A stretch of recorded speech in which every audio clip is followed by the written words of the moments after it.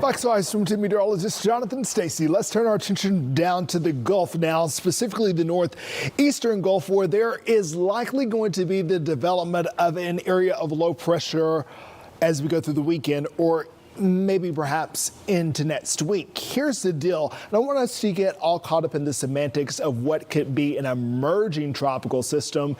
It just, no matter how it shakes out, is going to be a robust ball of energy. This thing right here is going to continue to send moisture for days up across the deep south. It's going to pester Florida with some significant rainfall over the weekend. If you do have interest along Florida's west coast, and really from Tampa all the way up to Tallahassee, the heart of it all hitting Big Bend right now, get ready for some whiplash. Many folks have hit me up on social media asking me about maybe the Central Standard Time or the Central's saving time, daylight time, if you will. Here, you got interest down there in Destin. Perhaps you're going out to the coast for some vacation this weekend. PCB, 30A.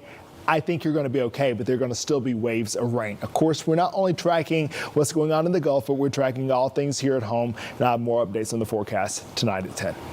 All right, Jonathan, thanks. Fast food chain Taco Bell says it will stop using lettuce from a supplier linked to a cyclosporiasis outbreak. Federal health officials say they have identified lettuce as a source of the widespread outbreak of cyclospora, a parasite that causes explosive diarrhea. The CDC confirmed the source and warned consumers not to eat shredded lettuce from Taco Bell restaurants across 5 U.S. states in the Midwest, where the contaminated lettuce reportedly has been served. Taco Bell says the affected ingredient from its supplier is being removed indefinitely and will be replaced within 24 hours. They told us that they threw out their stock of lettuce and, they're going to protect their customers that are coming. The White House says the Trump administration is closely monitoring the outbreak. Yesterday, an Ohio man filed a federal lawsuit against a Taco Bell franchisee, saying a meal there made him sick. The Braves are back and rested from the All-Star break. We will get an update from Truist Park as they start a new series with the Rangers. That's coming up in sports. And tonight on The Pulse, it's World Emoji Day. What emoji do you like the most? I like the one that does that little kiss with the little heart. The little heart? Yeah, exactly. That's a good one. Probably why I call to HR all the time. You can join the conversation now by scanning the QR code on your screen. Well, the Braves are back from the All-Star break and should be well rested for the second half of the season run. Now, the Bravos currently on the 4th best record in Major Leagues behind the Dodgers, Brewers, and Rays. Lexi Bowden has more from Truist Park.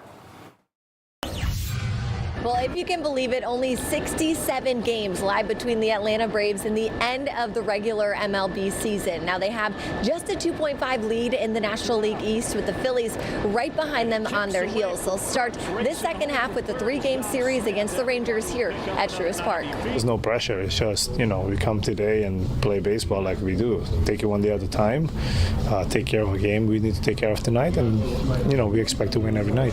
Some teams come out struggling in the first half, and then in the second half they're hot because they had the break and kind of got some time to regroup, and sometimes it's the other way around. But hopefully for us we can stay I guess on a steady track of going up and finishing off strong. 15 games over 500. I mean, you look at where we were last year with virtually a very similar roster, and last year we got devastated by injuries. You can make a case that it's been even more devastating this year. So to be where we're at, I think we have to keep things in perspective. These guys have done a hell of a job to be where we're at. I know the last month we were grinding, man. Nothing came easy. We weren't winning as many games as we wanted to, but you still have to look at the overall picture. And the Rangers are a pretty good challenge to face right out of the All-Star break. They are first in the AL West and have won their last 2 series. The Braves will send their ace, Chris Sale, to the mound to see if he can get things started on the right foot for them. At Truist Park, Lexi Bowden, Fox 5 Sports. All right, thanks, Lexi. Well, the game of soccer, we all know, is global, but the places it's growing may surprise you. Our Victor Prieto takes it to the streets to find out just how much the sport is growing. For a flower to grow, it requires sun, water, care. Only with those elements can it reach its full potential. In Atlanta, underneath the hot summer sun, nestled next to a train station, a sport grows.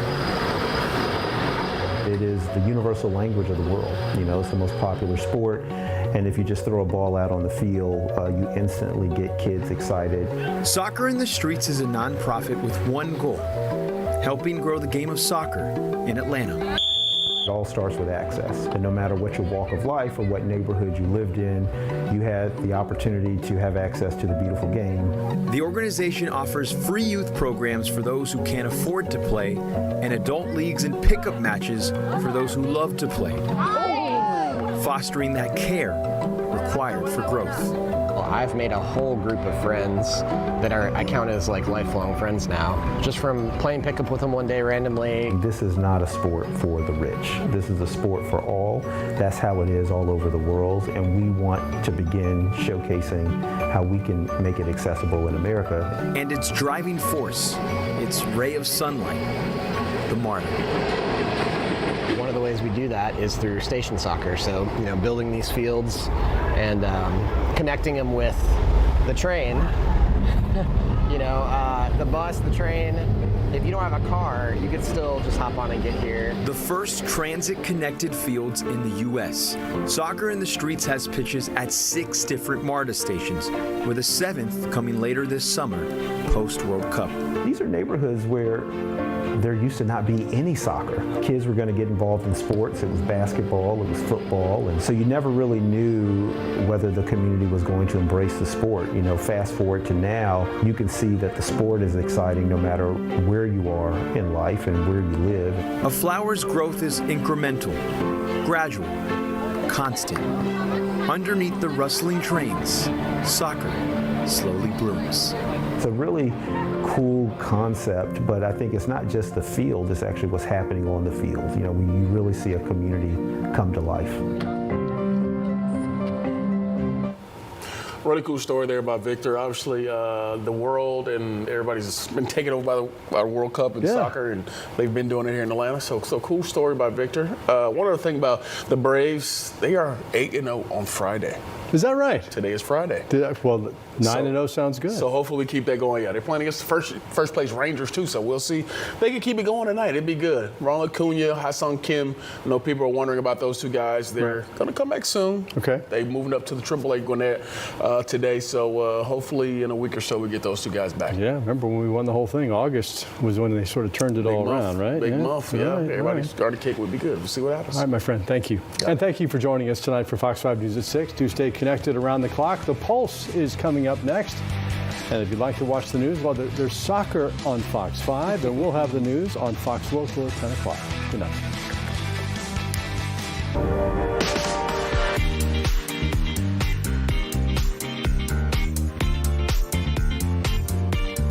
Welcome into the Pulse. I'm Christine Spiro, joined by Eric Perry, Rafael de los Santos, and Fox UX producer Noelle Rose. Happy Friday, everybody. Happy Friday. How we feeling today? Everybody feeling good? Yes. Yeah. Except the rain is a little. I know. That's going out. That's over for the day. What's going on with all of that, right? Well, every night at 7, we go beyond the headlines and take a look at the stories that have you talking. So tonight, what we got, Eric? All right, so the countdown to Christopher Nolan's film, The Odyssey, it is over, and people are taking road trips to go and see it. They're on an odyssey themselves. And the need for speed may not be getting drivers where they want to go much faster. We'll break down those details. And pole dancing practice, take a look at this, caused a big woman. I mean, not a big woman. She's not a big woman. Oh, my gosh. Caused a big problem for a woman in Houston. She is a lovely size there. It is eric.perry@fox.com. You could email him. It's Friday, I promise you. We don't. It's okay. We charge it to your head, not your heart. First, Atlanta's World Cup journey may be over, but there are still 2 more matches left until the tournament is officially over. I didn't realize, I don't know about y'all, I didn't realize it was a third place match played. Yeah, I didn't realize that I thought it either. was just the final, right? So there's a third. I bet Raphael knew. Yeah, Raphael. I don't want to be a soccer nerd. From our Fox 5 Sports bunker. But yeah, Raphael's like, yeah, I knew that. There will be a third place match, like I said, at Miami Stadium tomorrow between France and England. And on Sunday is the big one, Spain and Argentina playing in the final at New York, New Jersey Stadium. It's also, if you guys didn't know about this, going to feature a first ever halftime show where artists including Shakira, Madonna, BTS, Justin Bieber, they'll all be performing. Reports say the final is not under any threat, despite air quality warnings in the area. You know, there's all these wildfires in Canada. So that's kind of crazy that that's happening. But are you guys watching the third place match, the final on Sunday? What is the feel here? I know someone is. I'm a soccer nerd. This isn't fair. I will be watching. Go ahead, tell us. I was going to watch it no matter what, no matter who played the third place game. It still matters. It's a chance to represent your country. It's a chance to, at least be in the podium, let's call it. I think it matters in terms of statistics. Like Kylian Mbappe will be playing for France. He's currently tied with 8 goals with Lionel Messi for who has scored the most goals in the tournament. Yeah. So the Golden Boot is at play in this third place match. I wonder, though, if the players feel like, man, this is not the final. Like, do you think they'll still have the desire I think the best comparison that I can give it in terms of another sport is this is a bowl game. It's a chance for other players that haven't played throughout the tournament to